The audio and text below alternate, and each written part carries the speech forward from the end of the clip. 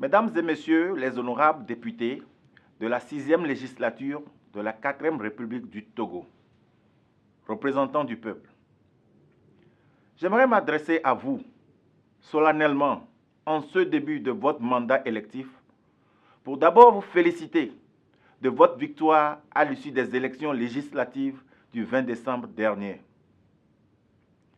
Je me réjouis de votre détermination et de votre engagement qui ont permis de renouveler l'Assemblée nationale sortante afin de nous inscrire dans la légalité de notre Constitution. Ensuite, j'aimerais vous rappeler que même si vous siégez dans la légalité, vous devez construire votre légitimité. Ceci requiert de votre part un triple sens de responsabilité, de patriotisme et d'intelligence politique. À partir du moment où vous êtes investi de ce pouvoir représentatif du peuple et que vous portez le drapeau togolais, vous devez penser, agir et discuter en faveur de ce réel peuple, ce peuple que vous représentez et qui ne se limite pas aux partisans et sympathisants des partis ou des communautés dont vous êtes issus. Je souhaite vivement que vous puissiez valablement jouer votre rôle et rester dans la mission qui vous est assignée, afin non seulement de doter le pays d'un cadre réglementaire objectif, mais surtout de promouvoir le principe de séparation de pouvoir. Les débats doivent aller au-delà des idéaux sans sens ni valeur qui animent des esprits qui ont dressé une résistance contre la compréhension.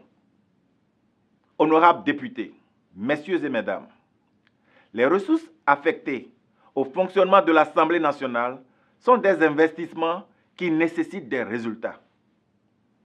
Et c'est pour cela que chacun devra prendre la hauteur et que la discipline règne dans vos actions pour vous permettre, puisque vous avez la charge d'opérer des réformes constitutionnelles et institutionnelles intégrales et intégrées, qui ne se limitent pas à un objectif carré d'accession au pouvoir ou de brandissement de groupes de mots visant à prôner l'alternance par tout moyen.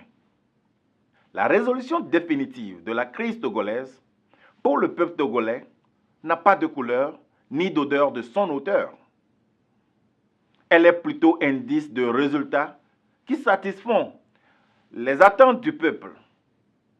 Vous pouvez vous faire compter parmi les réels auteurs et garants aux côtés de ce peuple fatigué des combats des politiciens et souffrant de plusieurs maux, dont l'injustice sociale, le manque d'emploi et le manque de sécurité sanitaire, avec une jeunesse désorientée et sans espoir.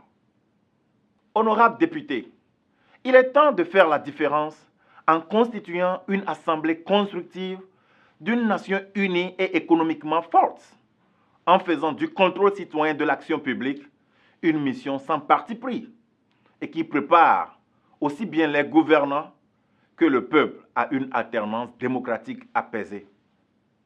Enfin, mes principales recommandations pour cette Assemblée nationale d'ici 2020 sont 1. Le vote d'une loi qui consacre le statut d'ancien président de la République. 2.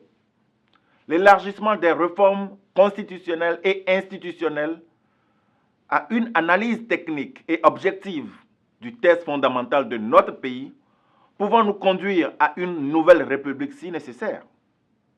3. L'exercice efficient du contrôle citoyen de l'action publique qui permettra de recadrer les actions gouvernementales et mieux les orienter en faveur du peuple. Pour finir, je salue nos aînés sortant de l'ancienne législature qui ont donné l'exemple d'une alternance, même si c'est contre leur gré, contribuant ainsi au renouvellement de la classe politique du Parlement.